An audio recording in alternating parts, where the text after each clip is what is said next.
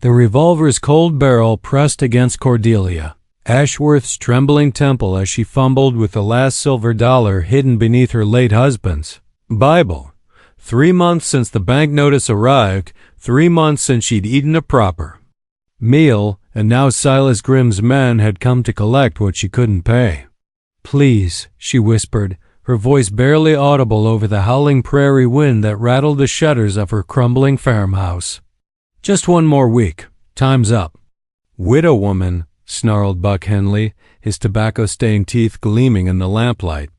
"Boss wants his money or this land. Tonight." The thunderous crack of approaching hoofbeats cut through the October darkness like salvation itself. Buck's head snapped toward the window, his grip on the gun loosening just enough for Cordelia to stumble backward, her heart hammering against her ribs like a caged bird desperate for freedom. "Riders coming fast," muttered his companion, a weasel-faced man called Ned who'd been ransacking her meager pantry. 3 of them, maybe 4. A child's voice pierced the night air, high and frightened. Pa, there's trouble at the farmhouse." Buck cursed under his breath and shoved Cordelia roughly into her rocking chair. "Not 1 word, or I'll put a bullet through that pretty skull of yours before whoever's out there can blink." The front door exploded inward with a violence that shook. Dust from the rafters. A towering figure filled the doorway, silhouetted against the storm-torn sky, his long coat billowing like the wings of some avenging angel. Behind him stood a boy of perhaps 12, clutching a rifle that seemed too large for his small hands. "Step away from the lady," the stranger commanded, his voice carrying the kind of authority that made hardened men think twice about their choices.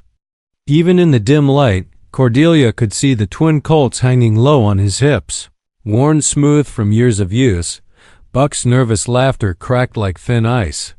Well, Colt Ravenswood. Should have known you'd stick your nose where it don't belong." The name hit Cordelia like a physical blow. Everyone west of the Mississippi knew that name, the gunfighter who'd tamed 3 towns, the man who'd built a cattle empire from nothing but skill and steel. But this dusty, travel-worn figure looked nothing like the legend she'd imagined. "That's my land you're standing on, Henley," Colt said quietly, never taking his eyes off the gun still pointed in Cordelia's direction. "My barn you've been using to plan your raids. My patience you've been testing for the better part of 2 years. Your land?" Buck's voice rose to a squeak. "This is the Ashworth place." "Was. I bought the mortgage from Grimm 3 days ago." Colt's hand moved to his gun with casual precision. "Now I'm giving you boys exactly 10 seconds to ride out of here before I start collecting interest on all the trouble you've caused." Cordelia's world tilted sideways as the impossible truth crashed over her like a flood. This stranger, this legend owned her home, her land, everything she'd fought so desperately to keep. She was saved, but at what cost? What did he want in return for his unexpected mercy? "You're lying," Buck snarled, but his gun hand trembled as he spoke. Sweat beaded on his forehead despite the October chill seeping through the broken door. "Grimm would never sell to the likes of you." Colt's son stepped forward, his young face set with determination that mirrored his father's.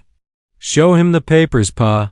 Show him what we found in Mr. Grimm's safe." From his coat, Colt withdrew a leather portfolio, never once taking his eyes off. The 2 men who'd been terrorizing Cordelia. Deeds to this place and 11 others.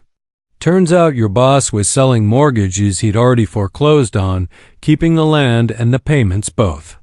His smile was cold as winter steel. "That's called fraud, boys. Hanging a fence in these parts." Ned's face went white as fresh snow. "Buck, we need to go. Now." But Buck's desperation had curdled into something dangerous. "Even if that's true, don't change nothing. This widow owes money, and..." The explosion of Colt's cold peacemaker filled the small farmhouse like thunder. Buck's hat flew from his head, a smoking hole punched clean through the crown. In the ringing silence that followed, Cordelia could hear her own heart beating like a war drum. "Next one goes between your eyes," Colt said conversationally. "Your choice." Buck and Ned scrambled for the door like rats fleeing a sinking ship, their spurs ringing against the wooden floor in their haste. Within moments, the sound of galloping horses faded into the prairie darkness, leaving only the whistle of wind through the damaged doorway. Cordelia sat frozen in her chair, staring at the man who just saved her life and claimed her home in the same breath. He was younger than she'd expected, perhaps 35, with dark hair touched by premature silver at the temples and eyes the color of storm clouds. His son favored him strongly, though the boy's eyes held a gentleness that spoke of a mother's influence. "Ma'am," Colt said, holstering his weapon with practiced ease, "I apologize for the disturbance, and for not introducing myself properly." He touched the brim of his hat. "Colt Ravenswood. This is my son, Dakota." "Mrs. Cordelia Ashworth," she managed, her voice stronger than she felt. "Though I suppose it's your house now, so formalities seem rather pointless." Dakota nudged his father's arm. "Pa, she's hurt. Look at her hands." For the first time, Colt's hard expression softened as he noticed the rope burns on Cordelia's wrists, the bruise darkening along her jaw where Buck had struck her. Without permission, he knelt beside her chair, his calloused fingers gentle as he examined the damage. "They hurt you," he said, and there was something deadly quiet in his voice. "Nothing that won't heal," Cordelia replied, though she couldn't stop the tears that had been building since the moment Buck's men had kicked in her door. "Mr. Ravenswood, I need you to know I have no money, nothing to offer you for rent or whatever arrangement you have in mind. If you're planning to throw me out, I understand, but I'd be grateful if you could wait until morning." "The storm, Mrs. Ashworth." His voice cut through her, rambling gently but firmly. "You're not going anywhere. This is still your home." She blinked, certain she'd misheard. "I don't understand." Colt stood, his son moving to stand beside him with unconscious solidarity. "I bought those mortgages to put Grimm out of business, not to throw decent folks out of their homes. Far as I'm concerned, a woman who'd stand up to armed men to protect what's hers has earned the right to keep it. But the payments are between you and me now, and I suspect we can work something out that doesn't involve money changing hands." His gaze swept the modest farmhouse, taking in the patched furniture, the carefully mended curtains, the thousand small signs of a woman making do with nothing. "You've got good land here, good water, sturdy buildings. With the right help, this place could thrive again." Dakota stepped forward with the earnestness that only children possess. "Pa's been looking for somewhere to settle down, somewhere safe. Maybe we could help each other, ma'am." The morning sun painted the prairie in shades of gold and amber, revealing the true scope of what Colt Ravenswood had purchased. Cordelia stood at her kitchen window, watching him walk the fence line with Dakota at his side, both of them pointing and discussing repairs with the easy familiarity of men who understood the land. She'd barely slept, her mind churning over the impossibility of her situation. 3 days ago, she'd been facing starvation and homelessness. Now she was sharing breakfast with the most notorious gunfighter in 3 territories, watching him plan improvements to what had been her desperate prison of poverty. "More coffee, Mr. Ravenswood?" she offered as he and Dakota returned to the kitchen, their boots clean despite the morning dew. It was a small thing, but it spoke of consideration she hadn't expected from a man of his reputation. "Just Colt, ma'am." "And yes, thank you." He settled into the chair across from her, his presence somehow making the small kitchen feel even smaller. "Dakota and I have been talking. This place has good bones, but it needs work. New roof, fence repairs, fresh seed. For spring planting. I've been meaning to see to those things. Cordelia said quietly, her cheeks burning with embarrassment. But without Harold, my husband, and with the debts piling up, ... No shame in struggling, Mrs. Ashworth. Takes a strong woman to hold on as long as you have. Colt's voice held no judgment, only respect. Point is, we need somewhere to settle, and you need help getting this place back on its feet. Seems like Providence brought us together. Dakota looked up from his plate of eggs and bacon, more food than Cordelia had seen in months. Pa's real. Good with horses, and I can help with the chickens and such. Ma always said I had a gentle hand with animals. The mention of his mother brought a shadow across the boy's features, and Cordelia felt her heart clench with recognition. She knew that particular shade of loss, the way grief could ambush you in the middle of an ordinary conversation. "What happened to your wife?" she asked gently, then immediately regretted the intrusion. "Forgive me, it's none of my business." Colt set down his coffee cup with deliberate care. "Fever took her last winter, up in Colorado Territory. Dakota and I have been ... drifting since then, looking for somewhere that felt like home again. I'm sorry for your loss." The words felt inadequate, but they were all she had. Harold always said a home isn't built from wood and nails. It's built from the people who fill it with love. Something shifted in Colt's expression, a crack in the armor he wore against the world. "Your husband sounds like he was a wise man." He was. Stubborn as a mule and twice as ornery, but wise. Cordelia managed to smile at the memory. He built this place with his own hands, every board and nail. Said it would stand for 100 years if it was cared for properly. "Then we'd better make sure it gets that care," Colt said. "I propose a partnership.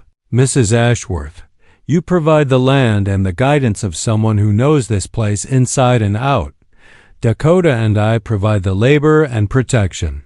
We split whatever profits the farm generates, and we all have a home." It was more generous than she dared hope for, more than she deserved. But something in his steady gaze made her believe he meant every word. "There's something you should know first," she said, her voice barely above a whisper. "I can't cook. Much more than eggs and cornbread. I can mend and sew and tend a garden, but I won't be much help with the heavy work." "Ma'am," Dakota said with the solemnity of a child who'd grown up too fast, "Pa always says the best partnerships are between folks with different strengths. You know this land better than anyone. That's worth more than muscle." Colt nodded his agreement. "Besides, I've eaten my own cooking for the better part of a year. Anything you can manage will be an improvement." For the first time in months, Cordelia felt something that might have been hope unfurling in her chest like a spring flower.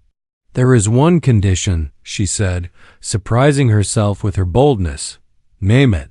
"Sunday dinners.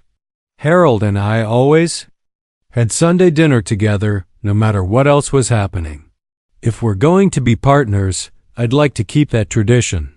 All of us together at this table." Colt extended his hand across the scarred wooden table. "Deal, Mrs. Ashworth." His palm was warm and calloused from years of hard work, and when she shook it, Cordelia felt the first stirring of something she thought had died with Harold. Not love, it was far too soon for that, but the possibility of companionship, of shared purpose, of a future that might hold more than mere survival.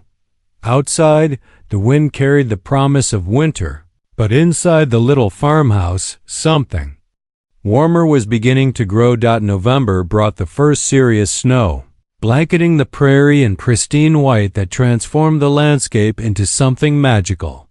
Cordelia watched from the kitchen window as Colt and Dakota worked to secure the newly repaired barn doors against the wind, their breath-forming clouds in the frigid air. In the 6 weeks since they'd arrived, the transformation of the farm had been nothing short of miraculous. The roof no longer leaked, the fences stood straight and strong, and the barn housed 3 horses Colt had purchased from a traveling trader goods stock that would serve them well come spring. More importantly, the shadow of fear that had haunted Cordelia's every waking moment had lifted. She was still thin, still wore dresses that hung loose from weight loss during the hungry months, but color had returned to her cheeks and strength to her limbs. Regular meals and peaceful sleep worked wonders, as did having purpose beyond mere survival. Mrs. Ashworth. Dakota burst through the kitchen door in a whirlwind of snow and excitement. Pa says the storm's going to be a bad one. He wants to bring the horses into the barn and make sure we have enough firewood stacked. Then we'd better get busy, she replied, tying her woolen shawl more tightly around her shoulders. I'll help with the horses if you'll bring in extra wood from the pile. Working together had become second nature to them. Colt never asked her to do anything beyond her strength, but neither did he treat her like fragile china. Dakota had appointed himself her unofficial protector, always ready with a helping hand or a cheerful word when the work grew tedious. As she led Colt's stallion, Tempest, into his stall, she marveled at how comfortable she'd become around the powerful animal. Harold had never owned horses, couldn't afford them, and she'd been terrified of their size and strength. But Colt had patiently taught her their ways, his hands guiding hers as he showed her how to read their moods and movements. That storm's moving in faster than I expected, Colt said, appearing at her elbow with his usual quiet grace. We might be snowed in for a few days. Good thing I made extra preserves this fall, Cordelia replied, then paused as she realized the implication. 3 days trapped in close quarters with Colt Ravenswood. The thought should have made her nervous, but instead it filled her with a warmth that had nothing to do with the heated barn. Over the weeks, she'd come to know the man behind the legend. He was unfailingly polite, never taking liberties or presuming on their arrangement. He said grace before meals with genuine reverence, read to Dakota from a worn copy of Treasure Island each evening, and possessed a dry sense of humor that caught her off guard at the most unexpected moments, but it was the small things that had begun to capture her heart. The way he always removed his hat when speaking to her, how he'd quietly repaired her broken rocking chair without being asked, the gentle patience he showed Dakota when the boy struggled with his letters. Mrs. Ashworth? Colt's voice pulled her from her reverie. You're shivering. We should get back to the house. The storm hit with vengeance just as they finished securing the last of the shutters. Wind howled around the farmhouse like a living thing, driving snow against the windows with enough force to rattle the glass. But inside, the kitchen was warm and bright, filled with the scent of cornbread baking and coffee brewing. Dakota settled at the table with his arithmetic slate while Cordelia prepared their evening meal. Colt sat nearby, cleaning and oiling his guns with methodical precision. A ritual she'd learned meant he was thinking deeply about something. Penny for your thoughts, she said, using one of Harold's favorite expressions. Colt looked up, his storm-gray eyes meeting hers across the lamplit kitchen. Just thinking about how much things have changed. 6 weeks ago, Dakota and I were sleeping rough, eating whatever we could catch or buy. Now ... He gestured around the cozy kitchen. This feels more like home than anywhere we've been since Colorado. I know the feeling, Cordelia admitted, surprising herself with her honesty. This place was just walls and memories for so long. Now it feels alive again. Their gazes held for a moment longer than proper, and Cordelia felt her cheeks warm under his steady regard. There was something in his expression, a question perhaps, or an invitation she wasn't quite ready to acknowledge. Pa, Dakota said without looking up from his sums, are we going to stay here permanent-like, or will we move on come spring? The question hung in the air between them, weighted with implications neither adult was prepared to voice. Colt's partnership had been presented as temporary, a mutually beneficial arrangement that could end at any time. But somewhere along the way, temporary had begun to feel like forever. That depends on a lot of things, son, Colt said carefully. How the winter goes, how the spring planting turns out, whether Mrs. Ashworth finds our company tolerable for the long term. I can't imagine finding it anything but pleasant, Cordelia said, then immediately busied herself with the cornbread to hide her confusion. When had Colt Ravenswood stopped being the notorious gunfighter who'd saved her life and become simply Colt, the man who made her feel safe and valued and alive in ways she'd forgotten were possible?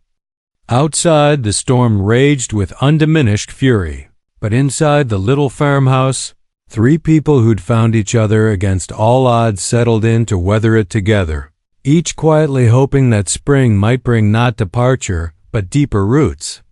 Blizzard raged for 3 days, sealing them in a world of white silence broken only by the howling wind.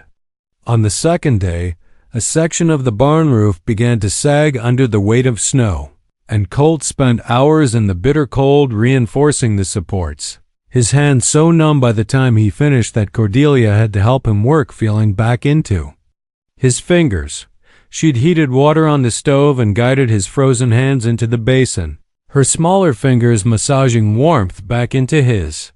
The intimacy of the gesture, her hands on his sharp intake of breath as circulation returned, created a tension in the kitchen that had nothing to do with the storm outside.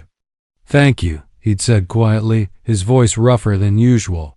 "Thank you for saving our barn," she'd replied, not moving away even though his hands were warm now. Harold would have tried to do the same thing, stubborn fool that he was. "Tell me about him," Colt had asked, and she had stories of Harold's dreams for the farm, his terrible jokes, the way he'd sung off-key while working in the fields. Talking about her husband should have felt like betrayal, but instead it felt like healing, like finally being able to share the good memories instead of just the grief. Now, on the 3rd evening, Dakota slept peacefully in his bedroll near the fire while Cordelia and Colt sat at the kitchen table, playing cards by lamplight. She'd won the last 3 hands of poker, much to his amused chagrin. "You're counting cards," he accused with mock severity. "I most certainly am not," she protested, trying to keep her face serious. "I'm simply paying attention to what's been played. That's the definition of counting cards, Mrs. Ashworth." "Well then, perhaps you shouldn't have taught me the game so thoroughly." She laid down her winning hand with a triumphant smile. "Full house, jacks over 7s. Colt shook his head in defeat, but his eyes were warm with something that made her pulse quicken. "Harold taught you well, never let anyone underestimate you." Actually, Harold disapproved of gambling, said it was no way for a lady to spend her time. Cordelia gathered the cards with practiced ease. "This particular skill I learned from my father, much to my mother's horror." "Your father was a gambling man?" "Among other things. He was a riverboat captain on the Mississippi before the war, and poker was practically a professional requirement." She shuffled the deck with the fluid grace of long practice. "Mother always said I inherited his restless spirit along with his card sense. Is that why you came west?" The question touched on memories she rarely shared, but something about the intimacy of the storm-bound kitchen made honesty feel safe. "Harold had dreams of free land and fresh starts. I had dreams of adventure and wide horizons. Seemed like fate when we met. And now? Now I wonder if fate might have more surprises in store." The words slipped out before she could stop them, and she felt heat rise in her cheeks. "I mean, I know what you mean," Colt said quietly.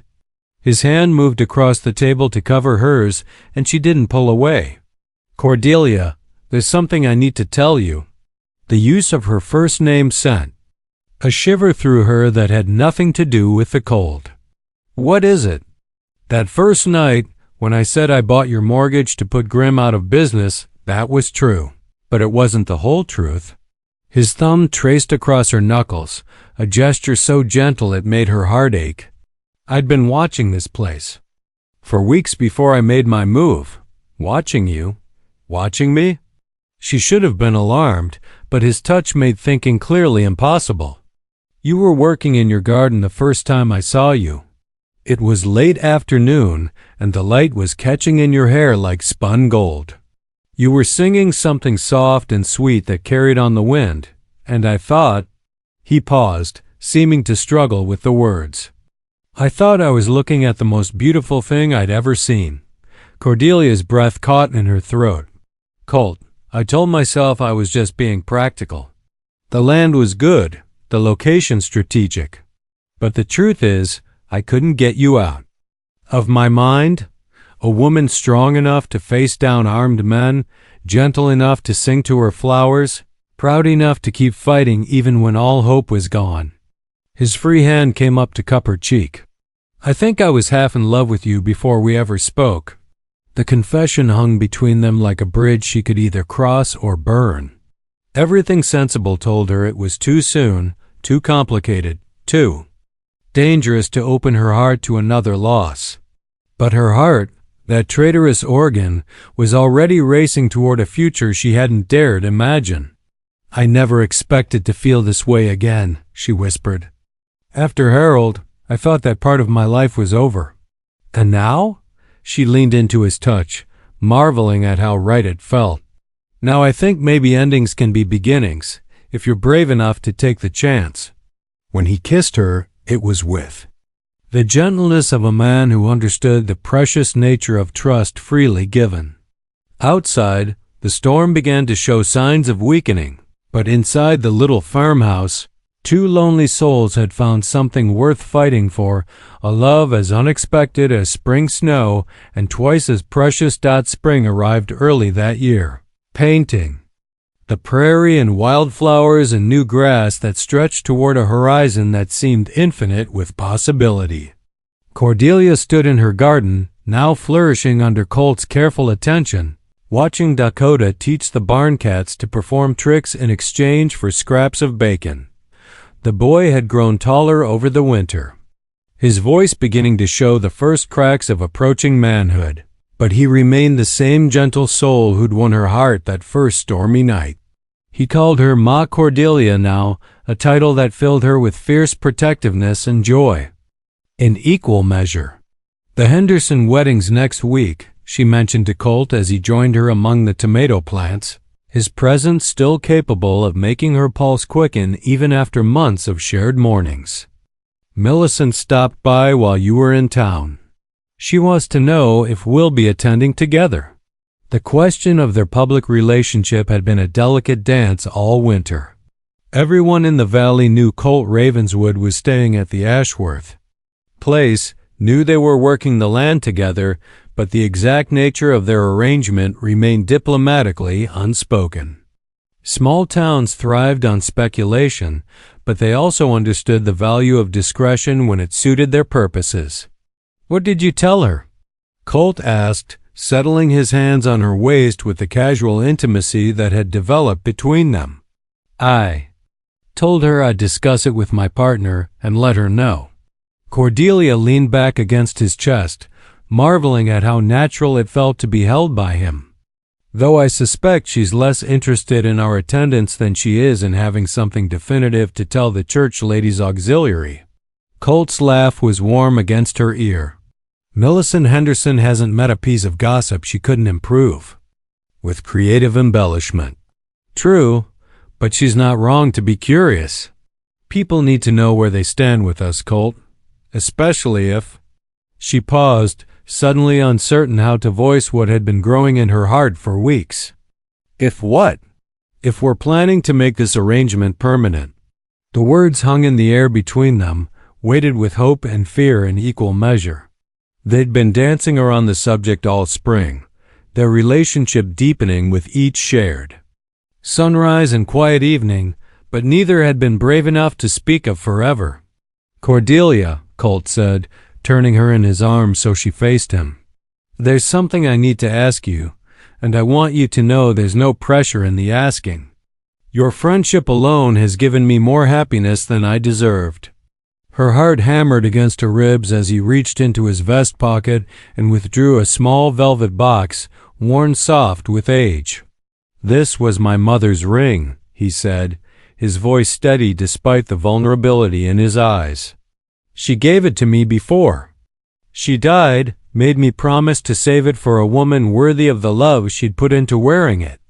He opened the box to reveal a simple gold band set with a modest diamond that caught the morning light like captured starfire.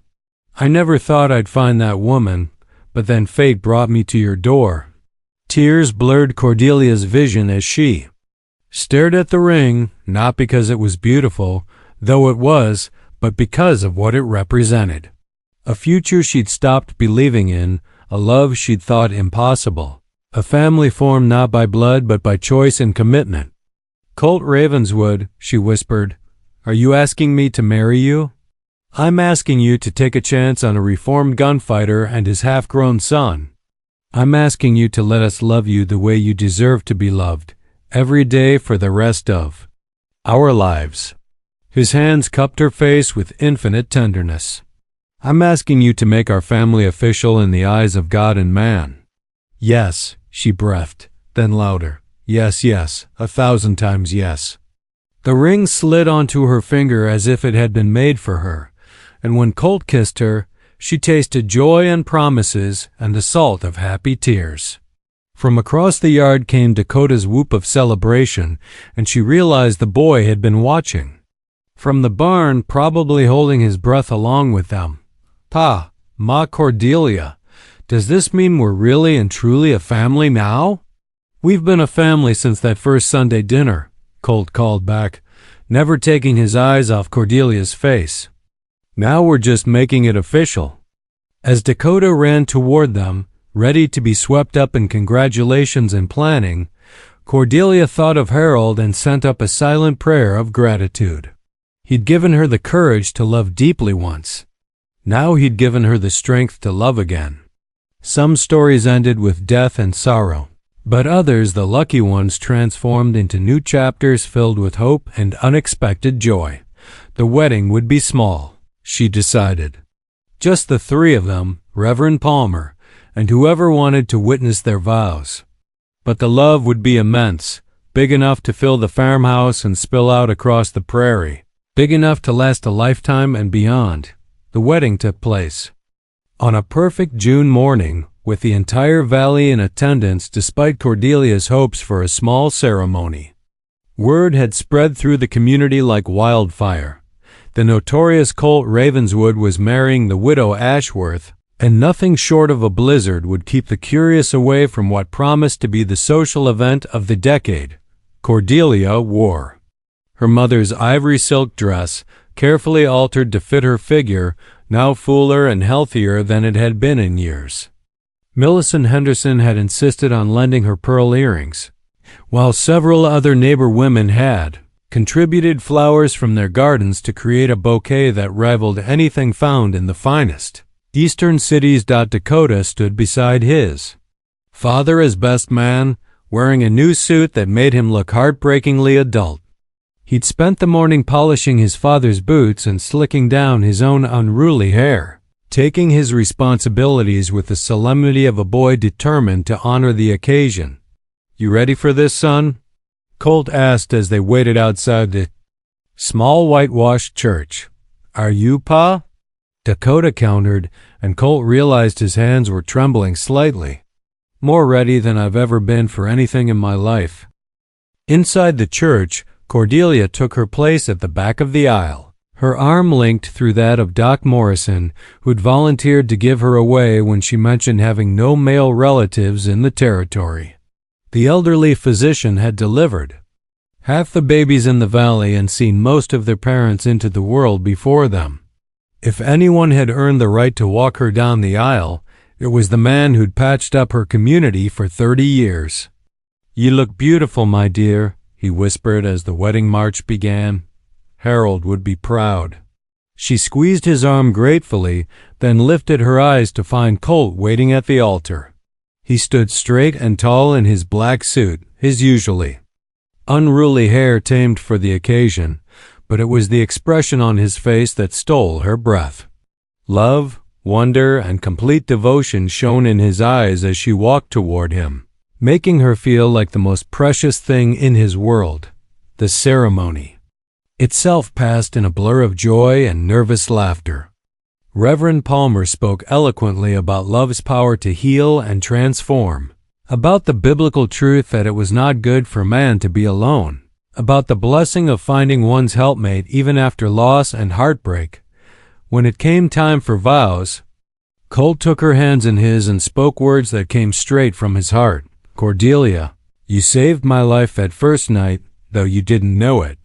I was lost, drifting without purpose or hope, and you gave me both. You showed me that home isn't a place, it's the person who makes you want to be better than you are. I promise to love you, protect you, and cherish you all the days of my life. I promise to be the husband you deserve and the father Dakota needs. Most of all, I promise never to take for granted the miracle of your love." Through her tears, Cordelia managed her own vows. "Colt, when you walked through my door that night, I thought you were just another stranger seeking shelter from the storm. I never imagined you were bringing me the greatest gift of my life, chance to love again. You've given me back my home, my purpose, and my heart. I promise to stand beside you through whatever storms may come, to love Dakota as my own son, and to never let you forget that you are worthy of all the happiness this world can offer." When Reverend Palmer pronounced them husband and wife, the church erupted in applause and cheers. But Cordelia heard none of it. She was lost in Colt's kiss, in the promise of their shared future, in the perfect rightness of finally being where she belonged. The reception lasted until well past sunset, with fiddle music and dancing under strings of lanterns hung between the trees.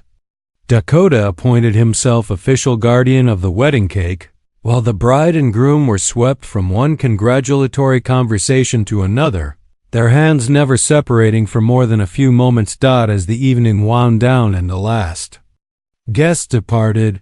The three of them stood together on the porch of their farmhouse, now truly their home, watching fireflies dance in the summer darkness. "Well, Mrs. Ravenswood," Colt said, testing out her new name with obvious pleasure, "what are you thinking?" Cordelia looked around at the land that had once seemed like a trap, now transformed into a paradise of growing things and endless possibility.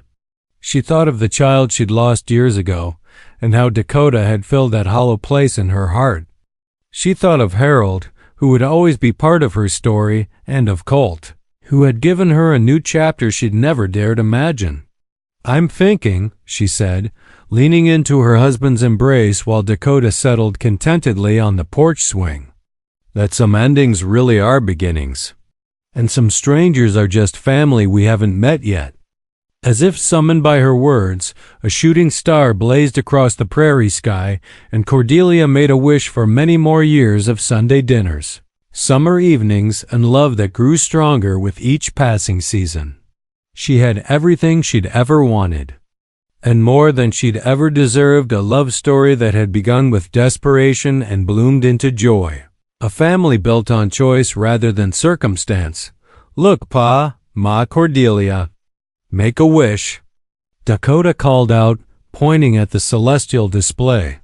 Colt tightened his arms around his wife, breathing in the scent of her hair, still faintly perfumed with the orange blossoms from her wedding bouquet. "I don't need to wish for anything," he sighed quietly. "I've got everything I could ever want right here." Cordelia turned in his embrace, her face glowing with contentment in the starlight. "Do you ever regret it? Giving up the wandering life for fences and farming?" "Never," he replied, without hesitation. "The only regret I have is all the years I spent searching for home in the wrong places when it was here waiting for me all along." Dakota yawned and stretched, the excitement of the day finally catching up with him. "I'm going to check on the horses one more time, then head to bed. Tomorrow we start working on that new pasture fence, right, Pa?" "Right, son. But tonight, let's just enjoy being together." As the boy disappeared into the barn, Colt and Cordelia remained on the porch, swaying gently to music only they could hear. Above them, the vast prairie sky stretched endlessly, filled with stars and possibilities. Watching over a love that had transformed two broken souls into something whole and beautiful. In the distance, a coyote called to its mate, and somewhere in the darkness, an owl answered with its ancient wisdom. The land that had once seemed harsh and unforgiving now felt like a benediction, blessing their union with its strength and permanence. "Thank you," Cordelia whispered against her husband's chest. "For what?" "For seeing something in me worth saving. For giving me Dakota. For teaching me that love doesn't end with loss, it just changes shape and grows deeper." "Thank you," Colt replied, "for letting a dust-covered stranger and his boy stay in your barn for one night, and then letting us stay forever." Hand in hand, they walked into their home, their real home, built not just from wood and nails, but from trust, commitment, and the kind of love that survives every storm.